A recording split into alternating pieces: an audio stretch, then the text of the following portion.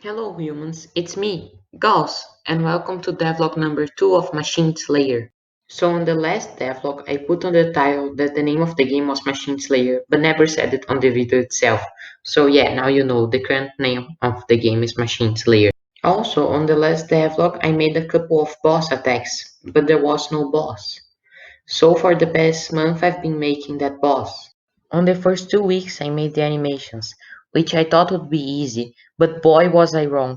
I made 100 frames, but in reality I only made 12 of a machine pressing a button. But as I'm very new to animation and pixel art, that was hard. Well, this is the result.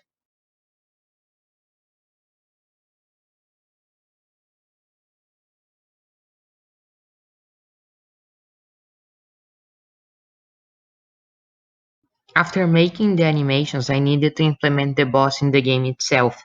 I decided to make this boss, and probably the next bosses, using state machines. I also thought it would be easy, but boy was I wrong too. I had about 5 problems.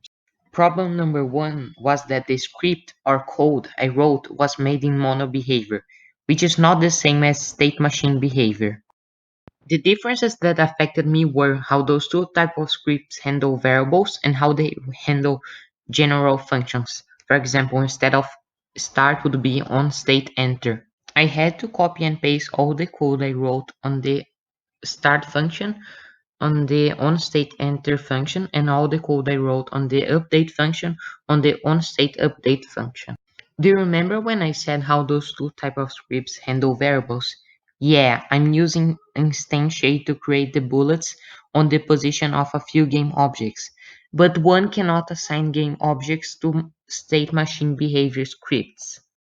The solution is simple. You need to create a script that stores your variables, but at that point, I had way too many scripts that stored variables. So now, the script that should only store the game object variables stores every single variable. Quick side note here, yeah, on the onState enter, a function is called that declare all those variables.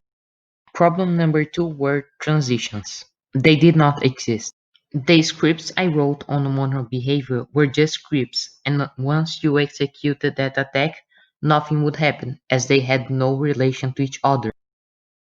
So I created a function to generate a random number, and that random number would determine the next attack. This one was easy, right? Right? No. After executing one attack, the variables will not reset, but as this is the very first time I'm working with Unity State Machine System, I did not know that.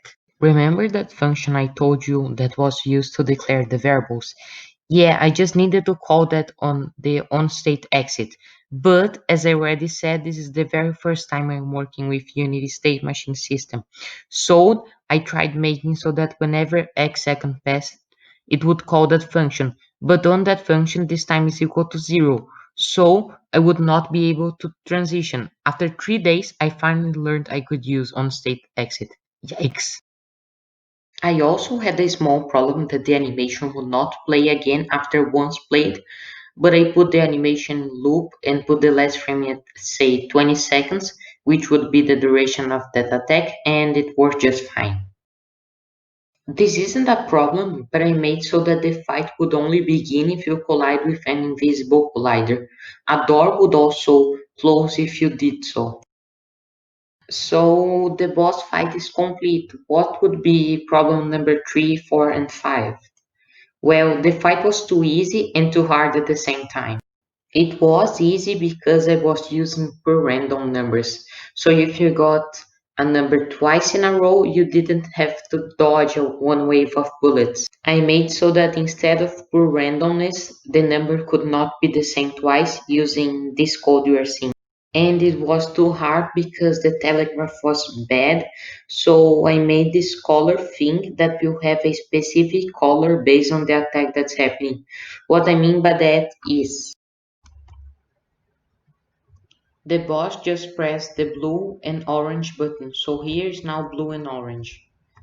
Another example would be just press the red button and now here is red. And the last problem was that a half bar was missing, so I did that. Well, this is the whole fight in two times speed.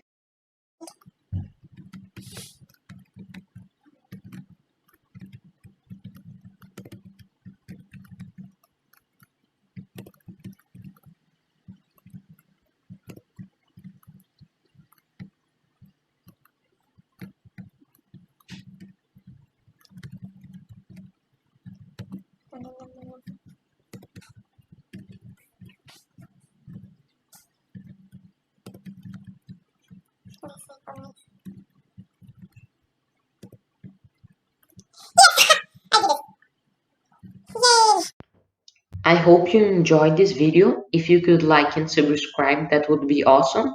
I created a Twitter account that I'm posting every single day for the hashtag Devtober challenge.